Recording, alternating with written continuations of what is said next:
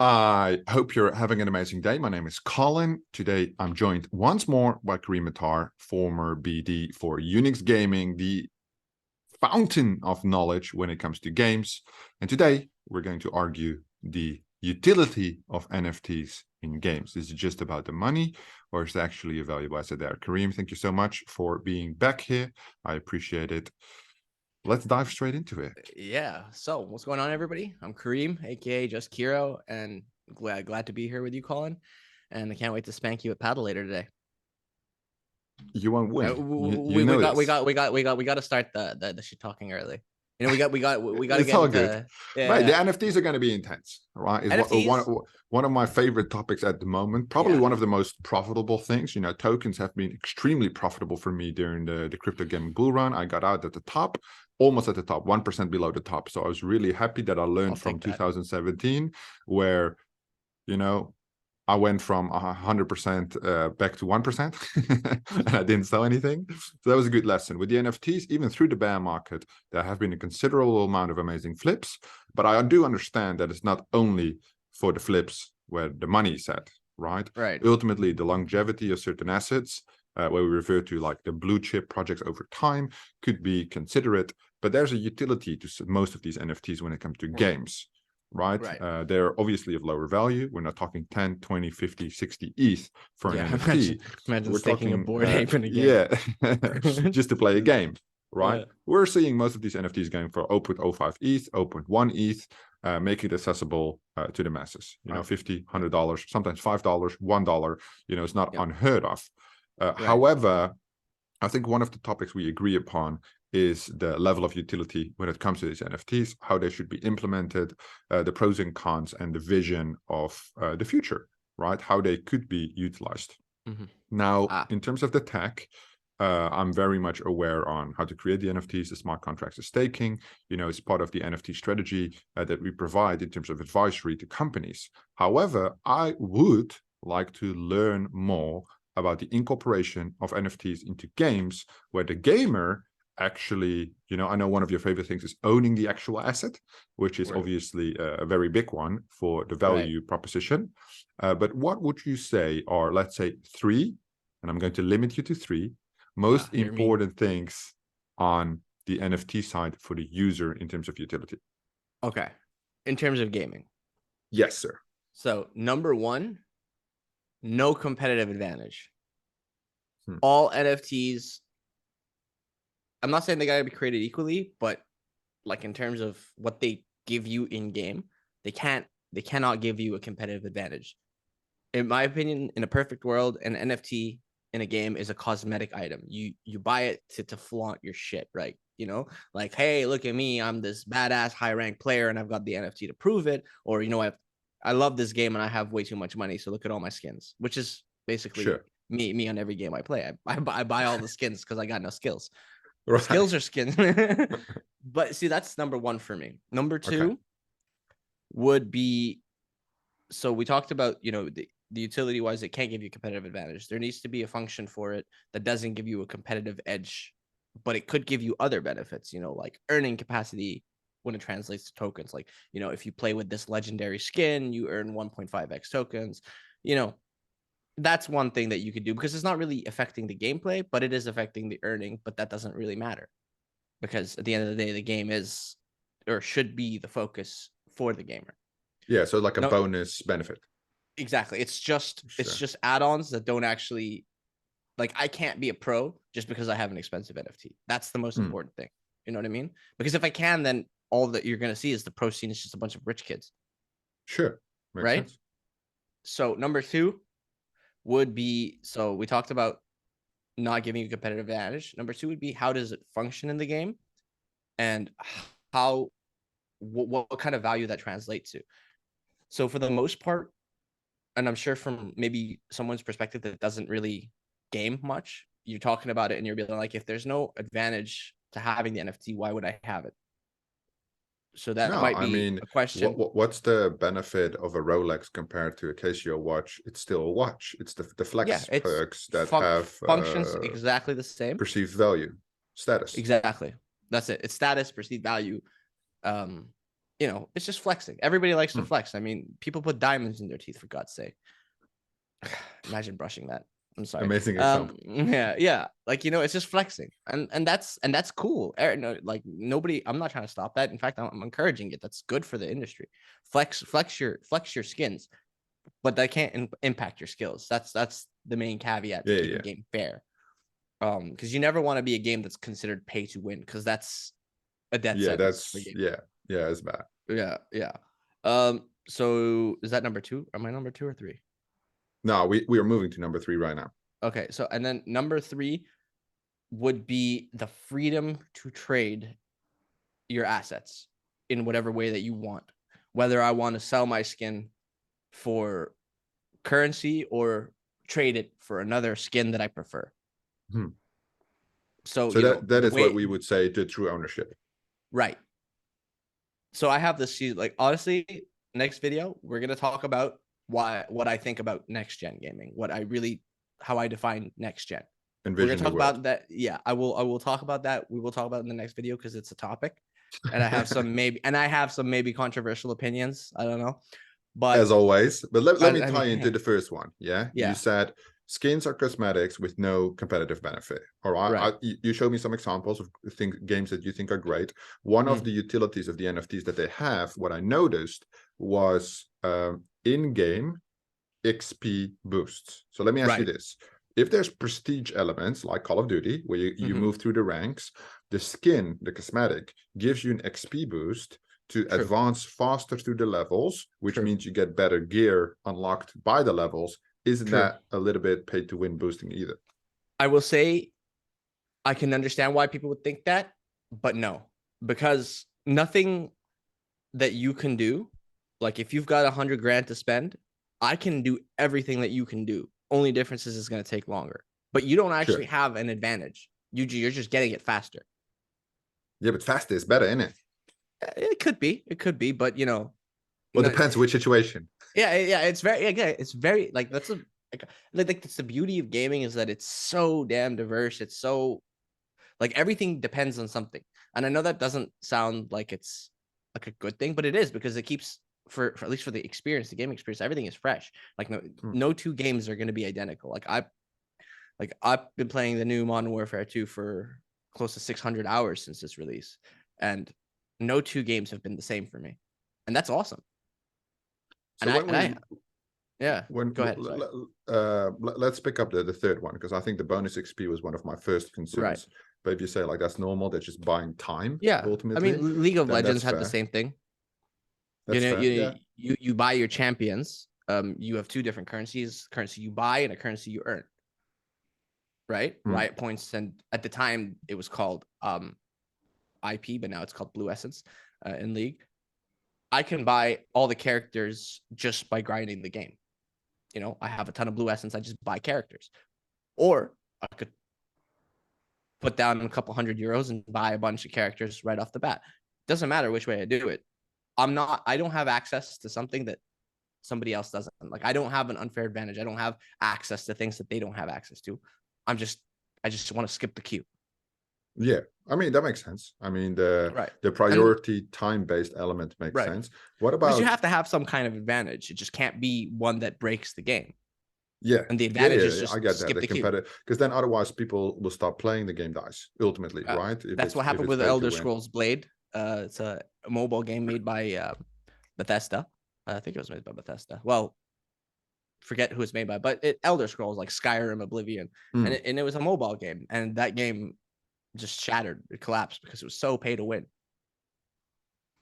Like, you just pay money. I think that term in general, if you hear anything pay to win, that just even if there's like FUD in the Web 2 gaming scene, that like is very, very bad. The minute that you pay to win is FUD for gamers. Yeah, exactly. If we look at the NFT side, let's talk about like true ownership. If you would, obviously that true ownership would be covered under a certain umbrella, right? You will never have full ownership, because the assets, the smart contract, is still owned by the company, right? People talk about decentralization. As long as I execute the smart contract, in my opinion, I am the centralized party that governs it, right? Right. There can be limitations on that depending on how the smart contract is set up. But my But question as for long you as is, nobody has authority. Sorry, go ahead.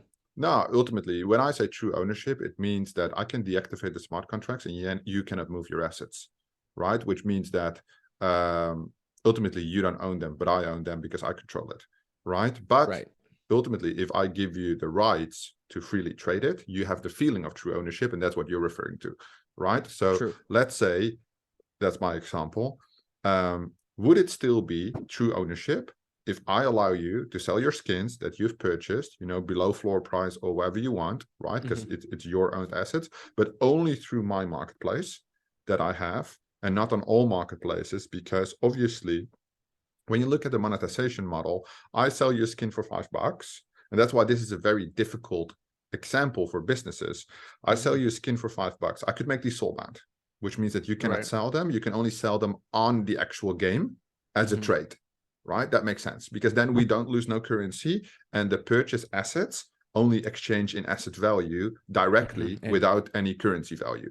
Now, that would be amazing. And you're getting commission for the trades because it's all well, in internal that case, you wouldn't, because it's a swap, right? So you can only Oh, swap for assets. swap, there's no commission. Okay. There's no currency involved, which means the company doesn't lose no money, but also doesn't make money, but they have already made the money, right? That's important. Now, They're just if you go keeping to a things in marketplace, circulation. and you give the option to trade if you want to. Now, if you go to a marketplace, even if it's a company-owned marketplace, right?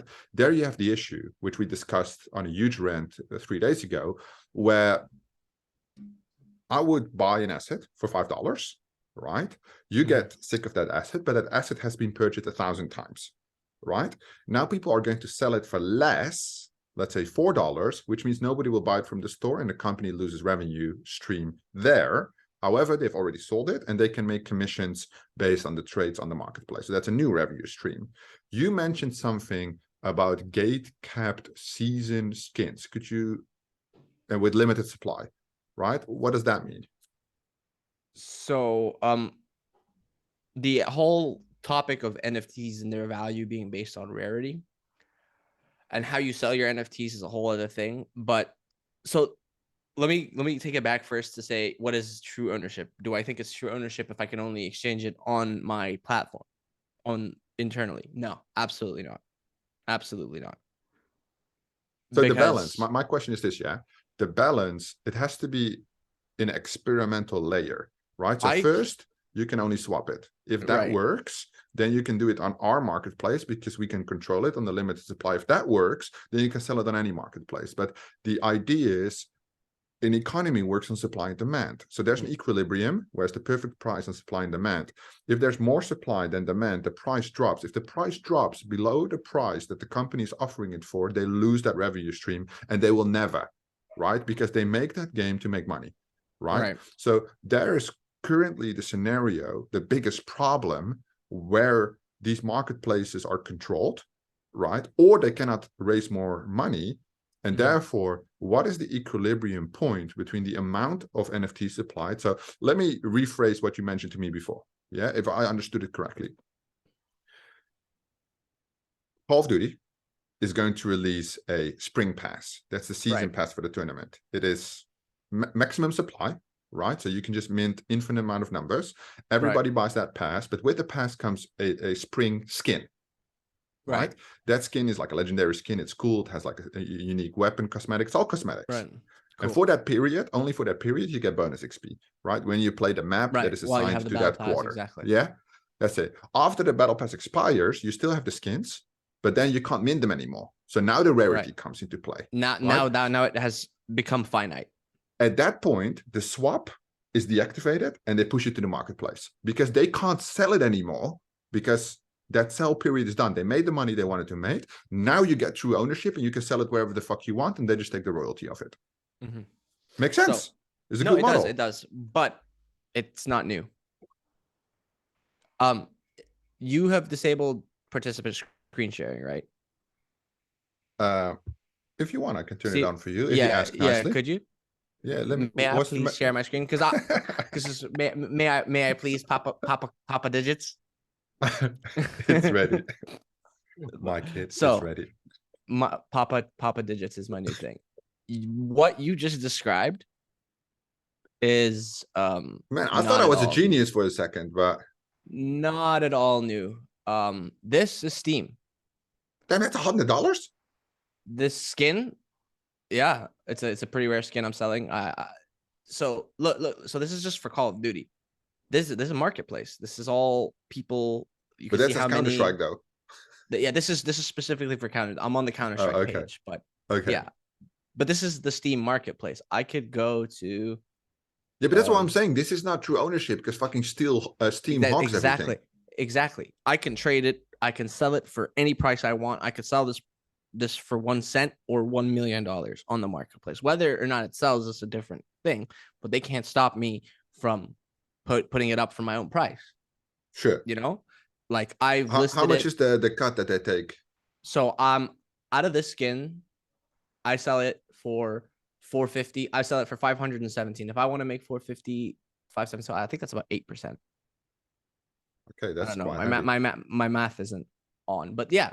But again, the most like messed up part about this is despite that fee, despite all that, No, it's more than 10%. It's like 12.5%, I yeah, think. yeah, baby. Besides all that, I sell this. That money goes into my wallet balance up here. Yeah, and you can spend that can't. on games. I can spend it in Steam. I cannot take Yeah, that yeah. money out of Steam. No, but that's good. It is, but that's just it. This has been around for a decade now. The next step in the evolution is to have this system, but instead of having a wallet balance that is tied to just Steam, I now have a wallet that is just a like a MetaMask, for example. I Yeah, choose what I want to do with it. You do understand. Okay, so I gave you. Can you stop the screen share for a second so everybody can see Yeah, your pretty face? Okay, so the thing is, overall, it's the layers. Yeah. So in the example, first you allow the swap, right? On season. After the season, on the limit, and this is a limited supply example. Can you imagine an open supply? So a limited supply, then you allow them, because the asset is frozen, to trade on the open space, and everybody's happy. This is a 3-layered approach. That's good for any NFT game in terms of a strategy. It is. But there's a big but, right? There's a big but. So if you would allow the user to sell outside your platform, right? You lose that revenue stream. You have royalties, but now you have marketplaces that don't enforce royalties. For companies, it's very important that the assets that they create have a continued revenue stream, right? From the money. If they don't make the money there, they need to make it somewhere else, right? Because it's a business, ultimately. It's not a charity. So the equation where we grant you an asset from the game, right, which is free, right? You earned it by playing, right? Then correlates to you being able to sell it. So how would that work, right? Because that's the part that I'm missing, where what would be a perfect scenario? So honestly, a lot of people don't like loot boxes, but at the same time, I think what is a loot box? So a loot box, for those of you who do not know, it is a like in my if you go back and pause on my screen share, the first item on the marketplace is called the Dreams and Nightmares case. You get this case for free by playing the game, or you can buy it in the marketplace. To open this case, I need to buy a key for about $1.50. I buy the key gets burned, the loot box opens, and then there's, let's say, 20 possible skins in there, one of them being the rarest of the rare, right? And then they have like different rarities all the way down to the most common ones. So they always make money by buying the keys initially. No matter what their money, they make by selling keys. They don't care. Everything else, and honestly, like, yeah, they sell the keys. They've made their money. They're fine. You $2, $1, whatever it is. Every time that you want a chance at a skin, and only at a skin, you can't have it be, especially for loot boxes, you cannot have any kind of game-changing things with skins and only cosmetics. That's where I think loot boxes are awesome, because at the end of the day, I want the skin. I got that money. Dude, there are some videos on YouTube of people spending thousands of dollars just opening cases. So what would be the argument against these loot boxes then?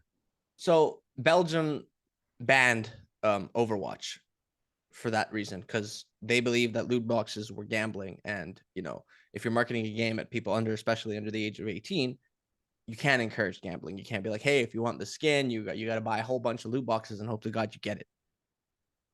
So are they There's an element also of going to ban Pokemon cards from stores? I'm not It's kind actually of the same sure. thing. I'm not actually sure. I'll be Trading honest. cards. I'm not actually sure if they're banned in Belgium, but I do know that the Belgian Gaming Commission did have a big problem with loot boxes, and for a while, in-game purchases, I think even to this day, were disabled in Overwatch. This was 2016-ish, Okay. right? Interesting. Because they saw loot boxes as a form of gambling. Yeah, And I see the argument, but I it mean, is, there's so it many is. other things kind of hypocritical if you don't take everything off the market then. It is, in my opinion, a little bit of gambling, but so is most like honestly any chance based element. You can consider it gambling, right? Like, do I get a critical hit or not? Is that gambling or not? Yeah, and You know? if you can obtain them for free as well, wow, it's Yeah, like a whole you can. separate So you absolutely, discussion.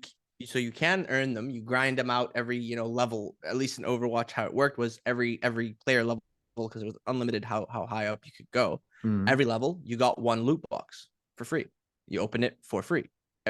If I want more, I'll buy them. That's it. And the loot So box gives me a chance at the skin. these loot boxes would be a good element, but still, I honestly think it's um, awesome. I like loot boxes. I feel like half the fun, like I feel like in the best case scenario, so loot boxes, they're there. You pop them open, you get your skins, and then there is no price. There is no set market, like there is no set value for anything that comes yeah, out of those loot would boxes. ultimately it's an open market economy, so the user would determine the value of the rarity of the Completely cosmetic. user, exactly. So the rarity of the cosmetic, that can be determined by the developer, but the value, they have no say in that. I mean, yeah, rarity normally equates to value, but sometimes shit happens, right? Like for example, a good example I have for PlayerUnknown Battleground on release, I think in 2016 as well. If you pre-purchased PlayerUnknown Battleground, you got the PlayerUnknown trench coat. It's a cosmetic item in the game, and especially PUBG, dude, cosmetic items mean like literally nothing. It's pure cosmetic.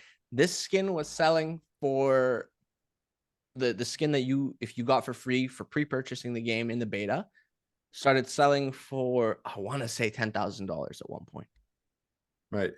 Once I used to sell trading cards like for a long time, and I remember. So if you buy the World of Warcraft collector's edition every year, you get also these perks. So what I did is I got my hands on a big Blizzard bear from BlizzCon, I think 2010. I bought that for like $30,000. I sold it for like 58K on eBay. Yeah, it's just a code. You redeem the code in game and you get that cosmetic mount. Yeah, that's right. it. But it's rare, right? It's rare. There's Yeah. only like 1,000 of them, and people pay like ridiculous shit for that. That was an interesting one. Right. Good example here. So like right there, like we've just talked about like 4 or 5 different ways where you can guarantee that you're gonna make the revenue as a gaming studio, while Okay, also but let me hit you on the money again, because I understand the cosmetics. I understand why for the user it's cool, the flexing perks. So what would prevent, because the gaming audience is very much focused on gaming. NFTs right now is more focused on business and money than it's focused on gaming. What would prevent me to run the math on these loot boxes for the odds? So let's say I buy 10,000 boxes, right? I run the math in Excel, right? So you know the chances of getting each. Yes, and then I just run a massive arbitrage skill on OpenSea.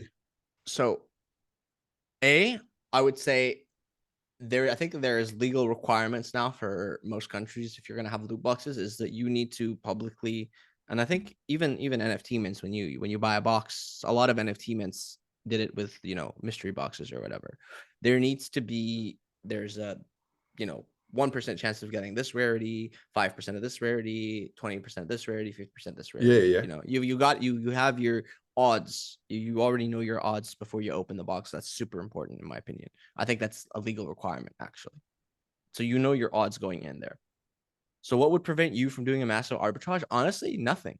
But if we're going to talk about having open markets and freedom, then you need to be free to be able to do that. Then with the arbitrage, you would become the market maker ultimately, right? Because that's if one party controls 10% of the pre-purchase assets and inventory, then you know that Kareem can sell the skin for 200. But if you don't want that, then you can always go to digits for 250. It will always be Right. there for 250. So you would Right. have to undercut me, and I have 100 of them in stock, and you only have one, right? So I see Right. that as an interesting model, a new business opportunity to It basically is. supply a market making function for NFTs, where these And I don't think companies that's a bad would, thing.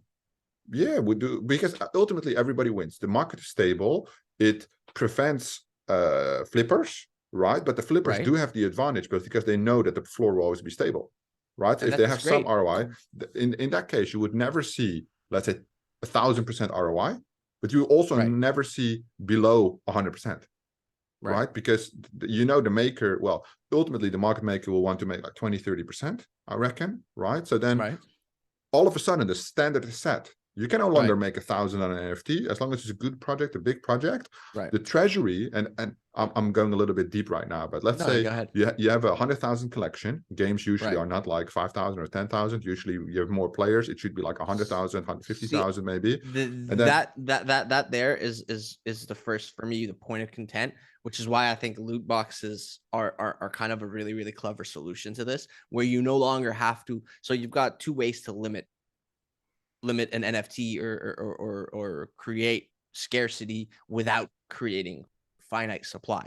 Because I don't like the idea of having a finite supply of something in the world at any given time in gaming. But I do like the idea of this. It's finite because it's season's over. It's not finite because we only made X amount. It's finite because that was last yeah, month's thing. just on the You timer. know, exactly. That's the way I see scarcity being ideal. I am creating an infinite number of these loot boxes, and the smart contract or the algorithm, whatever, the program takes care of the rarities and percent. You know the percent chance of getting it. So you could make the argument that it is finite, but it's not really, because it's finite only in terms of a ratio. 1 in 100, Yeah, whether it's it's not 100,000, a million finite on the boxes, supply, and that exactly. is what matters. Let me ask you this. But it is finite as soon as the season's over. For example, this Dreams and Nightmares case, I'm going back to the Steam example I had open earlier. This case is not going to be available in a month or two. They're no longer going to be earnable in the game. So all of the cases that are on the open market, that's it. It's finite only because its time is up. It's no longer, for sale or being, distributed. But that doesn't mean that it's finite on the day, because so as an arbitrage flipper, what's preventing you from just buying a crap load of it and going and being a market maker is that you don't know how many are going to be sold or going to exist. Well, So it that's the doesn't matter. risk for the market maker, right? And Exactly. that's So also where the opportunities have, because right, if after season there is super high demand, then you make more profit. then you make 1,000% easy, right? As long as you've got the demand Okay, for it. so And I'm then as a thinking more market deep. maker, sorry. As a market maker, you also have two ways to go about it. Whether you want to sell the loot box closed or you want to open it and sell the contents. You've got those choices. Right. And honestly, That's in my me. opinion, this is freedom. This is open market. This is true ownership. I do what I want with my assets.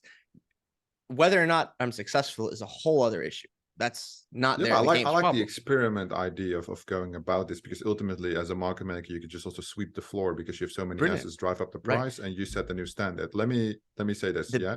What do you think about this? Companies need funding, right? So even I've seen right now for NFT collections they require funding, right? And they basically, you get a mint revenue share split, and then usually start with a small retainer, and then you get some NFTs, right? And when I say some, on a 10,000 collection you get 500, so it's quite significant. Yeah. It's a bear market after all. But let's say $150,000 collection, the company is raising on equity. You say, okay, the VC will put in $1 million, but the market maker that's owned by the VC will in return get 10,000 NFTs to start the market making. That would be amazing. That's brilliant. And why not? They bought it at the end of the day.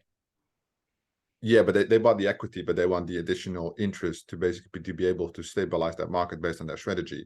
And I think these components, ultimately, what we're doing right now is just talking shit, right? It's But I all think speculation. But I think but I mean, main like, thing, just on the you and me side, right? right? Like the thing is, these conversations, if the different sides of the industry would come together more often and be open to it, I've only heard in the last 9 months one company talk about market making NFTs. But if you can market make tokens, you can market make non-fungible tokens. I But mean, you can it market make depends everything. on what it looks like, the volumes, etc. The volumes are down, so there's not much to do right now. There are expected returns, of course, but it's super interesting, right? But you So have to be there, willing to try and understand one another.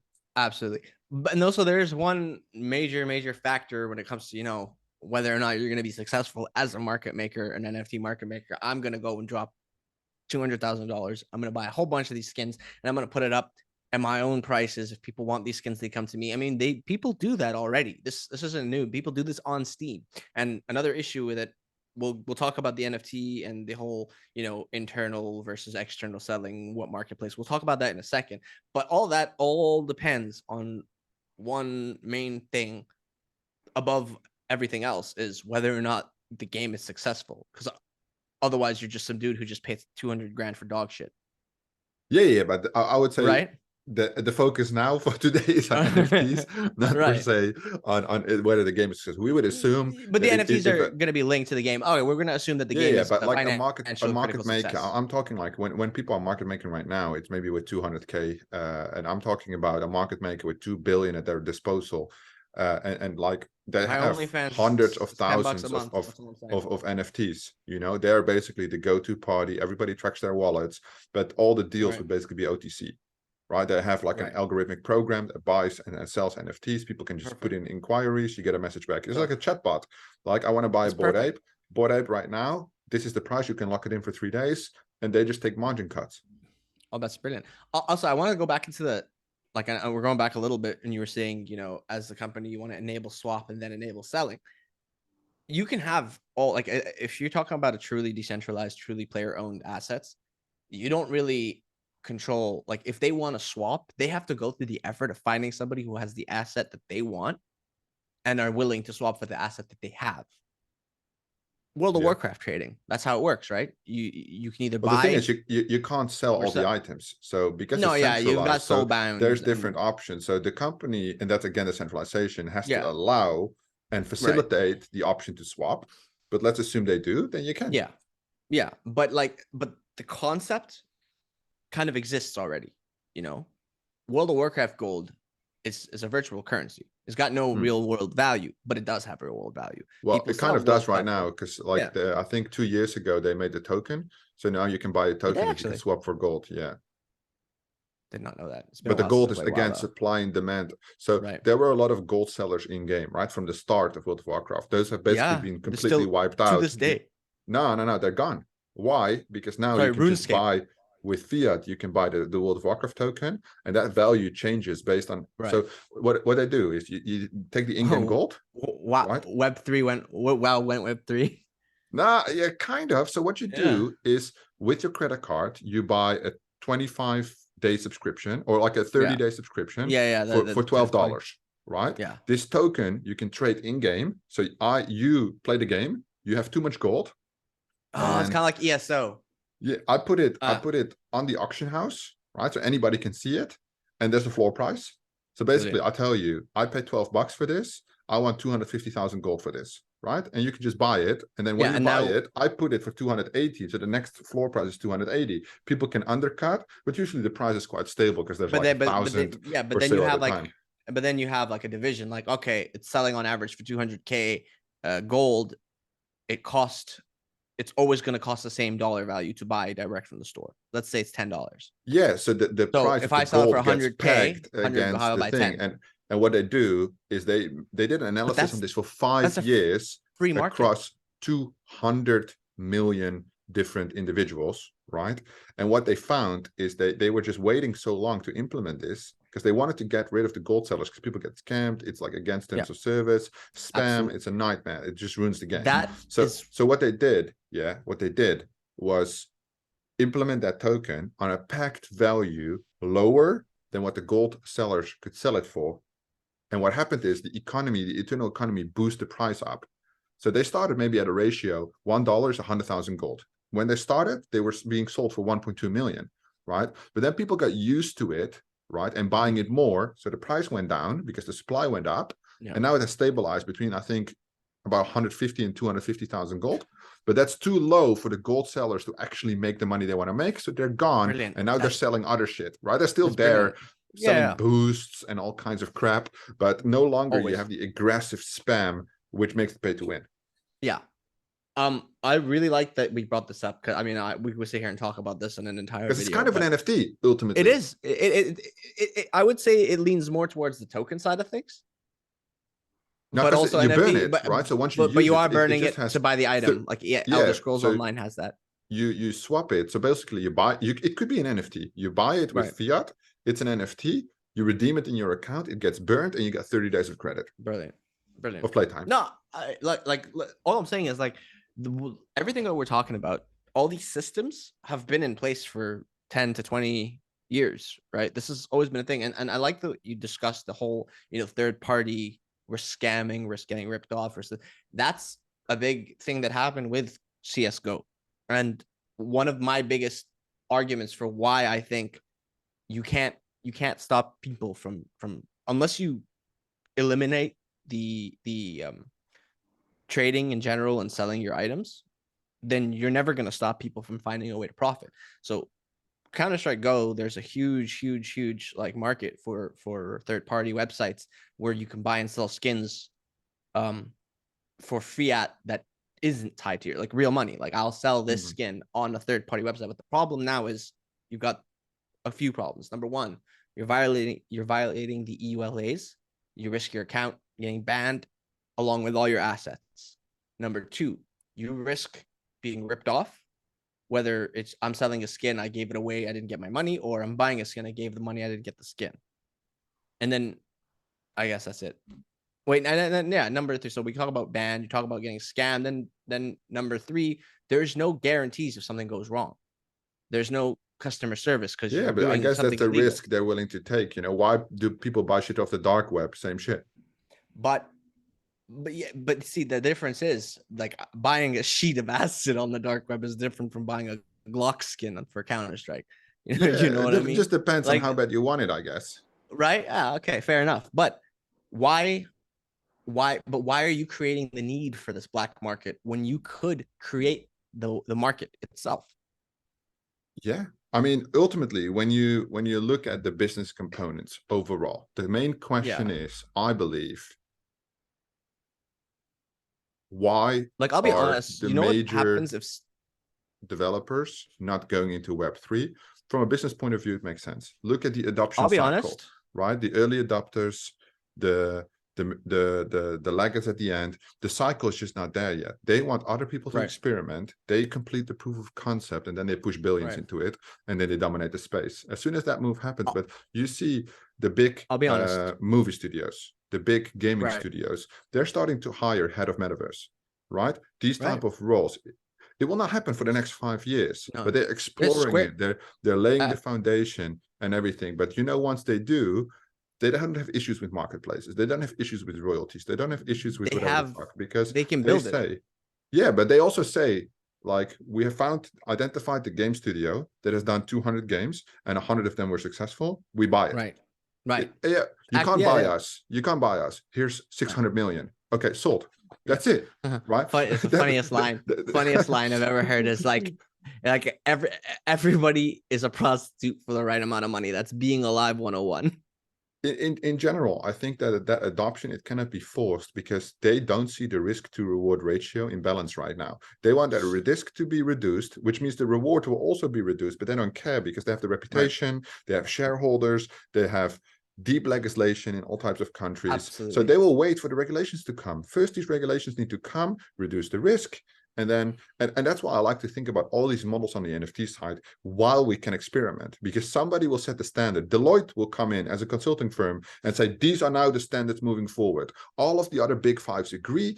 All of a sudden, all the multinationals, all the enterprise companies follow that standard, and all the other lower market will follow. And then the experimentation is done. Right now, I reckon 2 to 5 years, we still have to experiment, to do crazy shit. And yeah, 90% of it will fail.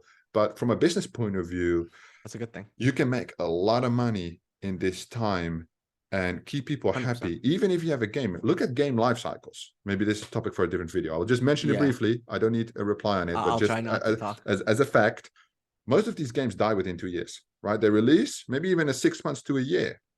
They're being played. I'm talking about, Far Cry 3, like you said, like these type of games. Yearly releases, But they're massive games. Massive. They get like so many purchases, so many active players. And then 6 to 12 months down the line, Witcher 3, right? Massive game.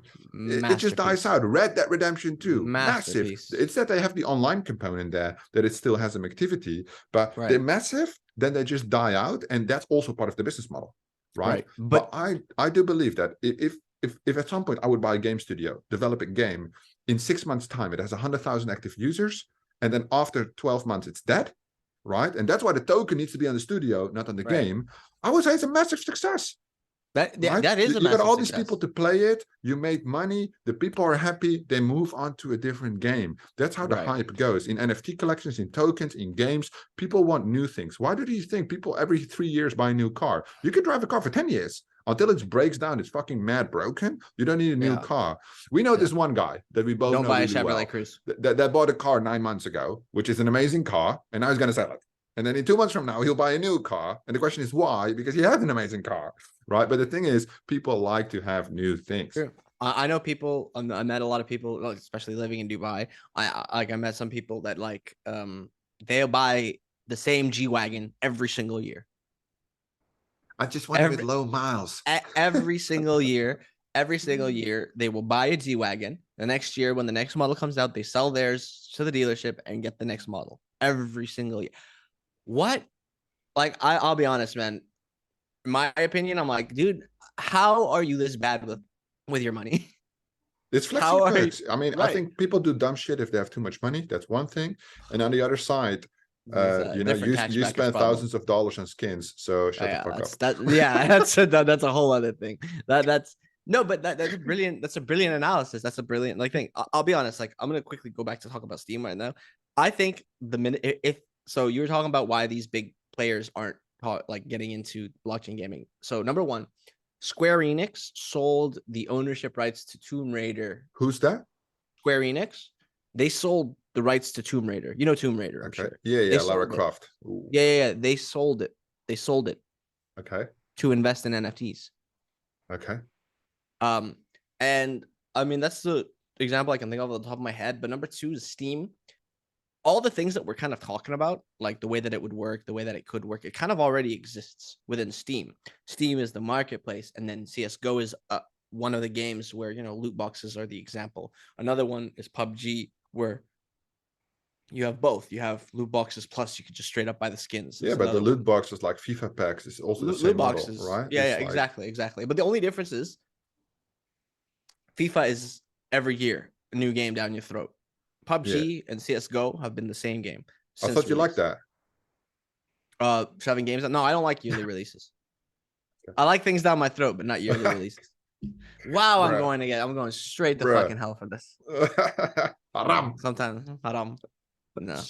Yeah, Red Bull. No, in general, I see the business cycle of these new games coming and why they're doing it and keep the momentum going. Because I know all these guys that play FIFA. As soon as the new FIFA drops, they pre-order. I'll be honest. I'm not a fan of the yearly release schedule, but I do fall victim to it with Call of Duty at least. But the one thing, imagine now how many people spend. But the Call of Duty is a different scenery. I know it's a shooter, different maps. FIFA is the same shit.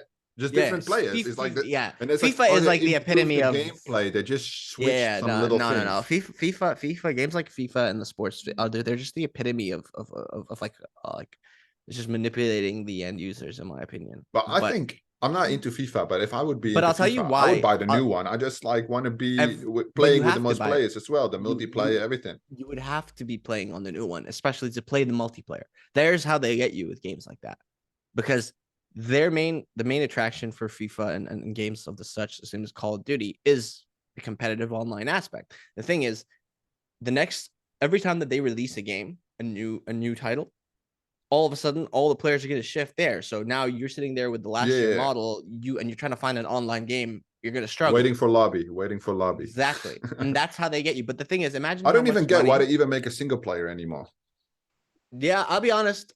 I like single player. Like, so most of the times when you talk about games that have a 1 year life cycle or so, or something of the sort, they're almost always single player games. And that's okay. That for me is perfectly fine. It's a single player game. That's like it. The Witcher. Yeah, The Witcher. Absolute fucking masterpiece. I played that game at least 8 times. Oh, I played it one time. That was enough. I couldn't kill the griffin in the beginning. That was annoying. I died all Really? the time. Oh, bro, I'll help you out. You With the gotta get the crossbow oil if thingy. you're. Yeah, the crossbow thingy was a pain in the ass at first. So you get used to Yeah. it though. Yeah. But no, see my point. Like that game is a whole masterpiece. But Remember that sex scene with the redhead? That was intense in that game. Tris Marigold, Yeah, I remember that one. Anyway, we're going way off topic. Back to the But NFTs. Back to the NFTs. But see my point. Like games like that and Elden Ring is another masterpiece example. I haven't played that.